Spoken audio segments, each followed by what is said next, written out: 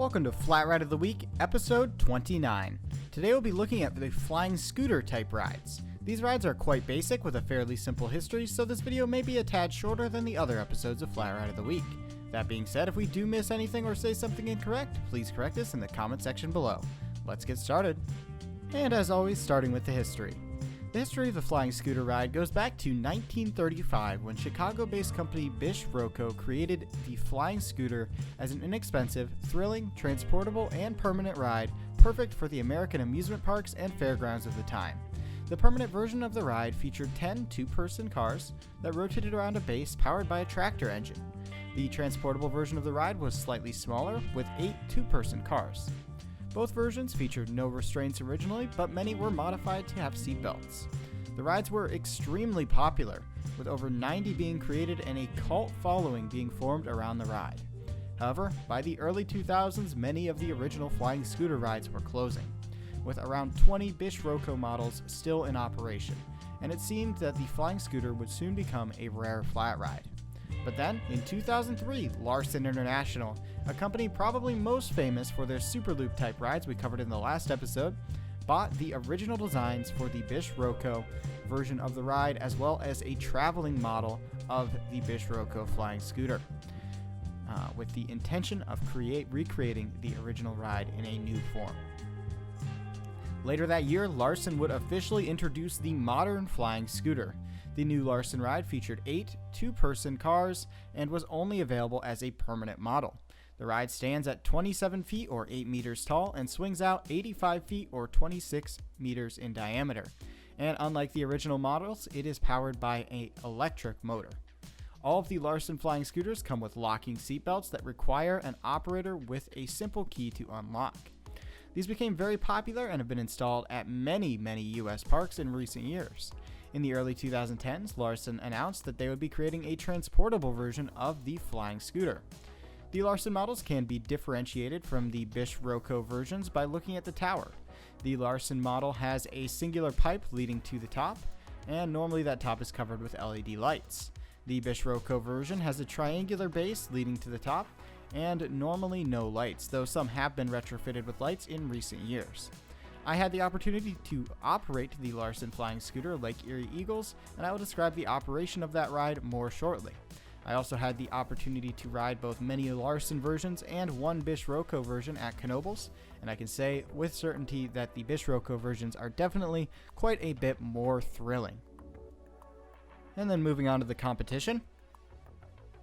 The flying scooter never really made it out to Europe, but recently Italian manufacturer Technical Park released a new concept, which is basically a Larson flying scooter but on a tower. Some of their concepts show a lap bar, unlike the Larson flying scooters which only have seatbelts. And on the topic of self-controlled rides with wings, we have to mention the Gerstenauer Sky Roller, Sky Fly, and Sky Racer. There's quite a lot to tell about these type of rides, so we will cover them in another episode. And then moving on to the other facts, we're going to get down into the operations of the Larson version of the ride. So the first thing, and definitely my biggest complaint with these rides, is those seatbelts. You have 8 cars, and you have these seatbelts that require an operator to go around to each one and individually unlock them with your little bin key. It's a bin key, basically. It inserts through a small hole on the seatbelt that you cannot fit your finger through, but you can fit this tool or a pen through. So you go around and unlock each seatbelt like that, and it takes a lot of time that you otherwise wouldn't have to burn. I get it for safety. These rides do have a fairly low height requirement, with Larson requiring that a rider be 36 inches, I believe 44 to ride alone. I could be incorrect on that. Again, these seatbelts are kind of a pain in the neck. It just takes a lot more time to send those cycles than it needs to. This ride was extremely simple. At Cedar Point, this ride, Lake Erie Eagles, is paired with Monster and Pipe Scream. So those 3 rides, you rotate between the 3 when you are there. And of the 3, this one was definitely my least favorite. We've already talked about operating Pipe Scream quite a bit in, I believe, episode 27. And I definitely preferred Pipe Scream to this, but I way preferred Monster to both of them, and Monster will be getting its own separate redone video about the operations of that, as well as a little more information on the Schwarzkopf monsters, including the operations, but that's soon to come. But anyway, the Larson flying scooters were very boring. In controls, you don't have a whole lot of options. It's pretty much just ride on, ride off. And there is actually an enable panel for this thing. So unlike pretty much every other Larson flying scooters, Lake Erie Eagles has a enable panel. And what this does is it gives you the opportunity to run with 2 ride operators instead of 1. The theory behind that being that it is more efficient. Cedar Point likes their efficiency and did that. I don't think it is actually any faster, or if it is, it's not significantly faster. And it definitely is a staffing draw that doesn't need to be there, because the enable panel for this thing is literally ride enable, ride stop. That is all the control the enable panel has. And I mean, when are you really going to be ride stopping it? And so in controls, you pretty much just have ride start, ride stop. You do have one other interesting function though, and that is the high-low speed. So all of these Larson ones have a high speed and a low speed. Cedar Point typically runs theirs on low, although officially it should be run in high when under normal conditions. When winds increase to the point where the eagles are snapping, which of course is something we have to mention, when you get to the point where the eagles are snapping because of the wind, you do need to turn the speed down to low. However, Cedar Point would normally just leave it in low. Personally, that's not how I like it, but regardless, that is how it's normally run, at least at Cedar Point. And a lot of other parks do that too. I noticed Fun Spa running it in low. I have ridden it in high, and it is significantly better. Much more thrilling ride.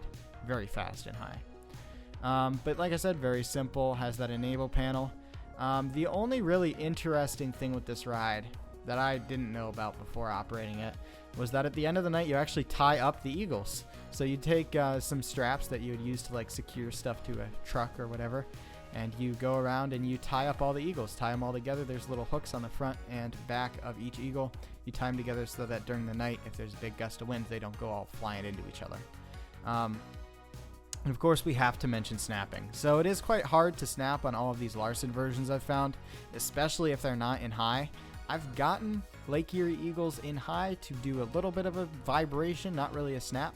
And what a snap is essentially you're taking the tension out of the cable, and then it sort of like jerks it back into position, causing the cable to go from kind of slack to being really tight, and that is the snapping motion. You can normally feel the whole ride shake when someone gets a successful snap.